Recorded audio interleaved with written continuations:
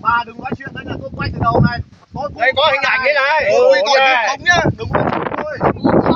Này, bà mới đòi đánh tôi đấy. Ông bà đòi đánh tôi này. Anh nào? Nhá. Tôi quay từ đầu luôn này. Nhá. Thế hồi nãy là chưa gặp bọn tôi là anh còn muốn anh chị đó. Tôi quay từ đầu. Quay từ đâu? Quay từ đầu. Này, thật đấy mà. Đừng có nói chuyện. Nếu còn thấy người thì đánh luôn đấy. Thấy thật đấy. Thấy người thì vừa đánh vừa nhổ cái thôi chứ.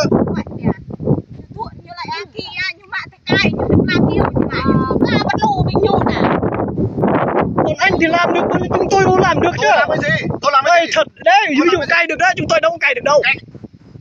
Chỗ nào không phải là rừng, chúng tôi nếu mà chỗ này là rừng, không phải là chỗ này là chúng tôi thì nói chuyện như bọn anh thì chúng tôi thì không biết. ông phải ra xã, ông xem bản đồ các thứ có là thuộc rừng hay không? Thế bản đồ bên gì mình không biết đâu, cái đó là mình không hiểu.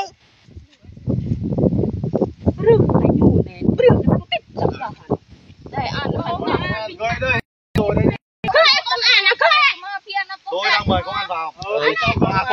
Ông bà chở phương tiện máy cày đi vào đây chở cây về, tôi khóa ba rem có cổng vào.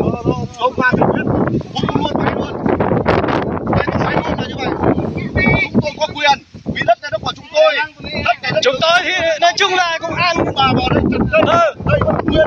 Không cho chúng tôi làm thì nó công an nuôi vợ con tôi là được rồi. Đâu có sao đâu. Ông thì được lương một tháng mười mấy triệu, còn chúng tôi thì đâu có cái gì đâu. Chúng tôi